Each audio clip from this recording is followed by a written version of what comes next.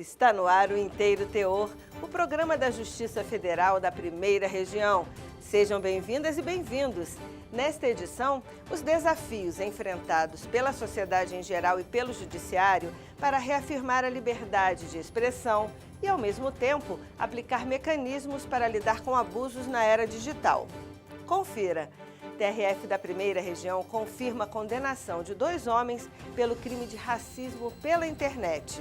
Pesquisador fala do conflito entre liberdade de expressão e proteção de grupos historicamente marginalizados.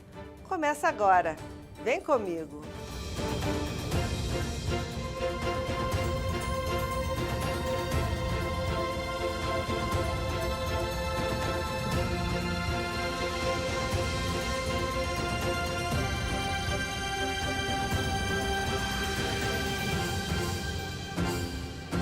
Até onde vai a liberdade de expressão?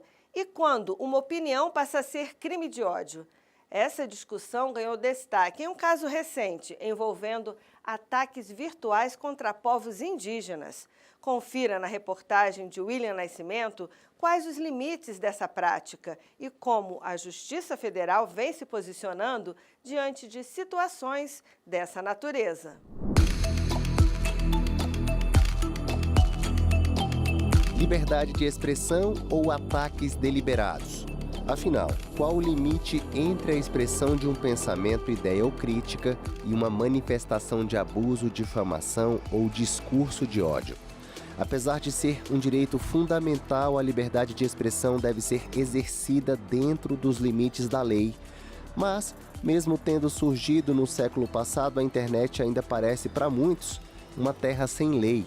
E inúmeros usuários ainda não perceberam o tamanho da responsabilidade pelo que publicam. Resultado, crescem os casos que vão parar na justiça. Veja bem, o fato de estar em redes sociais, no ambiente da internet, não faz menor o ato de violência que é cometido.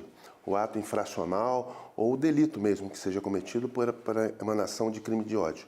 O crime de ódio se caracteriza pela forma de violência que você manifesta para pessoas e para grupos sociais, sem que haja fundamento nisso, sem que esteja repelindo uma agressão, no caso esteja em legítima defesa, em algum cumprimento de dever, alguma coisa desse gênero, mas com uma excludente criminalidade, mas que seja um ato fundado na violência e na tentativa de exclusão dessa outra pessoa, seja do convívio social, seja do convívio da cidadania ou seja da vida mesmo. No Brasil, a liberdade de expressão está garantida pelo artigo 5º, incisos 4 e 9 da Constituição Federal e pelo Pacto Internacional sobre Direitos Civis e Políticos. Já o Código Penal brasileiro estabelece limites à liberdade de expressão ao prever crimes como calúnia, difamação e injúria, além da lei da injúria racial, que prevê os crimes praticados em decorrência de preconceito de raça ou de cor. Segundo o diretor da Faculdade de Direito da Universidade de Brasília, Alexandre Bernardino Costa, os discursos de ódio têm como alvos principais grupos historicamente vulnerabilizados. As falas de ódio, elas têm vários aspectos e vão desde da exclusão do meio social até a violência de morte mesmo, com falas de extermínio de grupos sociais e de indivíduos, né? Muitas vezes indivíduos que são lideranças de grupos sociais que são vulnerabilizados na própria sociedade historicamente, como os indígenas, como os quilombolas, como a população negra em geral, como a população LGBT, como a população trans, né? São vítimas de crime de ódio todo santo dia, infelizmente, tanto nos meios digitais quanto nos meios não digitais. E estar nos meios digitais não faz com que seja menor o delito. Entre as comunidades atingidas estão os povos indígenas. Para o advogado Ricardo Terena, da Articulação dos Povos Indígenas no Brasil, isso é reflexo de um preconceito que vem desde a colonização brasileira. Acaba sendo ainda uma manifestação do racismo, né? Do racismo e de um processo histórico de 525 anos de colonização. Não dá para ignorar toda a história do Brasil sem falar de tudo que aconteceu com os povos indígenas.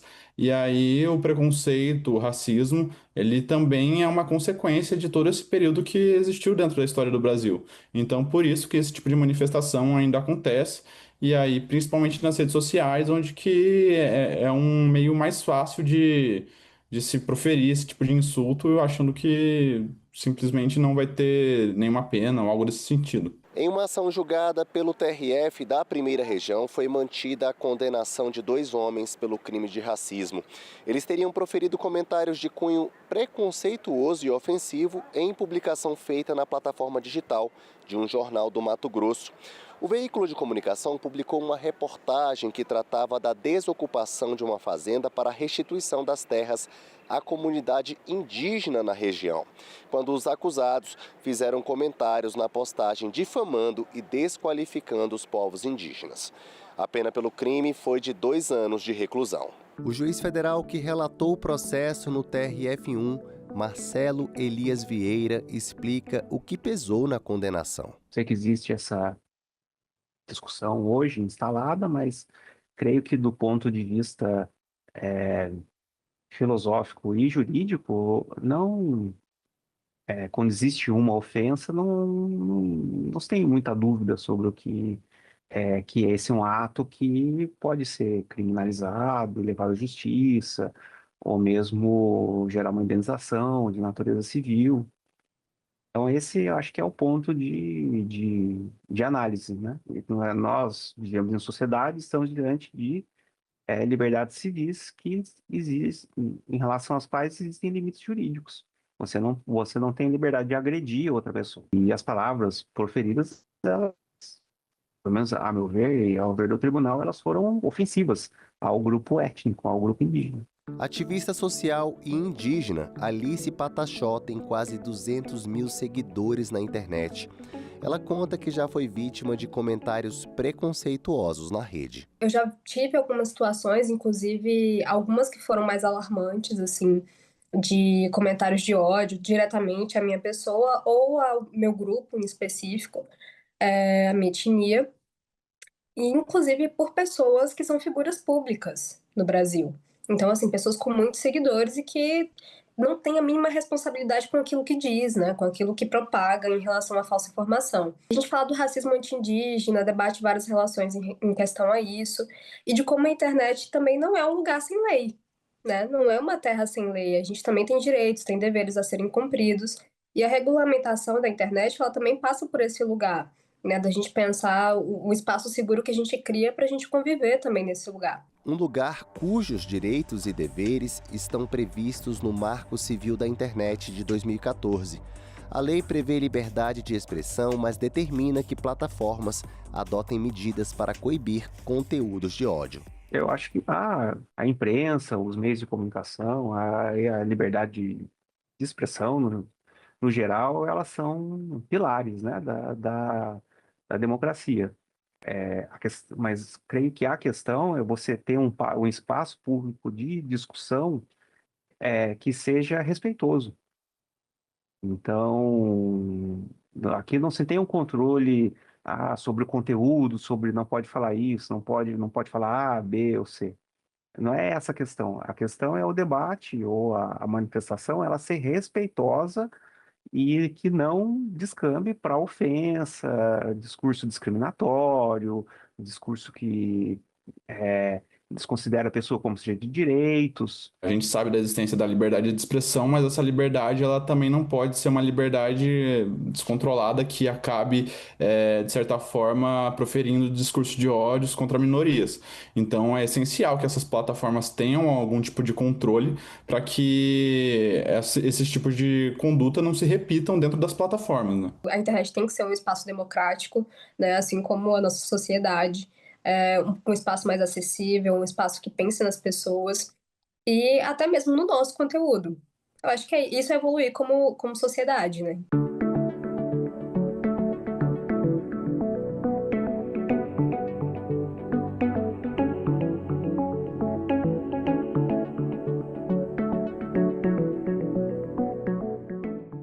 O repórter William Nascimento aprofundou o tema tratado nessa edição em um IT Entrevista com o diretor da Faculdade de Direito da Universidade de Brasília, professor Alexandre Bernardino Costa. O pesquisador falou sobre os principais obstáculos enfrentados quando o assunto é punir e coibir atos praticados nas plataformas digitais contra segmentos historicamente marginalizados. É a partir de agora.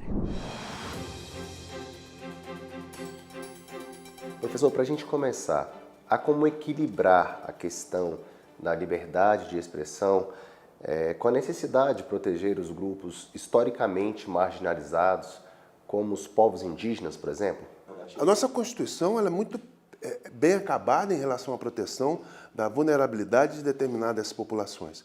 Mas mais do que isso, a nossa Constituição garante a liberdade de expressão. Agora, a liberdade de expressão não pode ser feita para te ofender ou para ofender qualquer grupo social, sobretudo os grupos vulnerabilizados. É importante que a gente tenha em mente que a liberdade ela é bem básico da democracia e da sociedade, mas ela não pode ser utilizada como subterfúgio para que você pratique atos violentos. Perfeito. E quais seriam os principais obstáculos ao se tentar coibir e punir esses atos quando eles são praticados, por exemplo, nas plataformas digitais? Os principais obstáculos enfrentados, eles surgem em razão da própria indefinição de determinados delitos colocados nas plataformas digitais. Mas essa indefinição, ela na realidade é falsa, porque você tem a definição dos crimes fora das plataformas digitais, eles se aplicam também nas plataformas digitais. Não é à toa que existe uma discussão muito forte e que tem ganhado corpo nos últimos anos, que é qual o limite da responsabilidade da plataforma digital sobre esses crimes. Quando a gente vai falar de um crime digital que tem que ser coibido, ele tem que ser coibido, uma vez que ele é identificado de forma muito clara, pela própria plataforma digital. Tem que ser suspensa aquela veiculação para que você possa ter a garantia do direito. E não há prejuízo algum da plataforma. O problema todo é que o crime de ódio e as falas de ódio, elas reproduzem com muito mais eficácia nos algoritmos das plataformas. E isso dá muito mais dinheiro. A gente está falando de um ganho de bilhões, de trilhões de dólares no mundo inteiro. Então a gente está enfrentando, na realidade, o dinheiro e o ódio junto. E como o judiciário vem enfrentando isso? É importante que a gente enfrente isso de uma forma muito plena e a gente tem enfrentado isso no judiciário de uma forma bastante forte, seja nas instâncias inferiores, seja no Supremo Tribunal Federal. É importante que a gente reforce esse esforço que está sendo feito pelo judiciário. Muitos desses discursos de ódio contra povos indígenas e outros grupos vulneráveis, eles são travestidos de críticas, de opinião. Como é que o direito ele pode diferenciar esses casos? Tem algumas formas que são muito básicas, né? Aquilo que você não quer para você, ele constitui uma ofensa, né? Então, fazer uma crítica a uma opinião que você emanou é uma coisa. Fazer uma crítica a você e ao seu comportamento, e pior, a sua etnia, a sua condição racial, a sua orientação sexual, é um ataque. Agora, confrontar a sua opinião é completamente diferente. No ambiente acadêmico, a gente tem muito isso. A gente confronta opiniões o tempo todo. Né? No ambiente judiciário também, você confronta opiniões e votos e posições o tempo todo. E você tem que enfrentar o posicionamento contrário, posicionamento divergente, não tem problema algum. O problema todo é quando essa forma de manifestação de pensamento, ela vem imbuída de ódio, ela vem imbuída de um processo de exclusão do outro. E aí é inadmissível. Né? A gente tem que ver que não dá para tolerar o intolerante, não dá para tolerar o intolerável. E a gente tem que coibir toda essa manifestação que vem nesse sentido. Na sua opinião, as plataformas digitais e a imprensa online, ela deve ser responsabilizada juridicamente por conteúdos que promovem o ódio? Veja bem, uma plataforma digital ela tem um controle rápido e imediato quando você busca fazer uma propaganda, quando você busca ganhar dinheiro nela, quando você busca monetizar essa participação, ou quando você busca fazer alguma coisa que ofenda a própria plataforma. Ao contrário, quando é uma coisa de crimes óbvios de ódio ou de manifestação que é uma dúvida sobre a sua legitimidade, as plataformas têm o dever de retirar. Você vê alguém cometendo um crime, você como cidadão tem a obrigação de tentar impedi-lo. Né? Se você tem essa obrigação como cidadão, a plataforma, que é mais responsável ainda, tem mais obrigação ainda. Por fim, professor, o senhor poderia comentar como a universidade colabora no processo de inclusão dos grupos mais vulneráveis no ambiente digital? A gente tenta fazer uma discussão pública para que a gente possa ter a participação dos movimentos sociais que buscam a efetivação dos direitos dessas populações para que possam ser incluídos nos processos de discussão pública e a gente tenha ganhos, seja no processo legislativo, seja nas políticas públicas, ganhos efetivos para essa sociedade. Que uma vez que a gente tenha esses grupos incluídos, a gente tem a possibilidade de diálogo fraterno para que a gente possa eliminar as eventuais divergências e manter outras divergências que são plausíveis e saudáveis no ambiente, tanto acadêmico como democrático da sociedade. O que não dá para tolerar é a exclusão de pessoas que legitimamente têm que participar do nosso processo democrático por meio de um processo violento, seja nas redes sociais ou seja fora delas. Nós conversamos com o diretor da Faculdade de Direito da Universidade de Brasília, professor Alexandre Bernardino Costa. Professor, muito obrigado por sua participação. Eu que agradeço a oportunidade. Obrigado. Foi muito bom estar com você em mais uma edição do Inteiro Teor. Voltamos na próxima semana com mais decisões da Justiça Federal que podem mudar a vida de muita gente. Enquanto isso, para continuar acompanhando as novidades da primeira região, siga o TRF1 nas redes sociais. Estamos no YouTube, no Facebook e no Instagram. Tchau!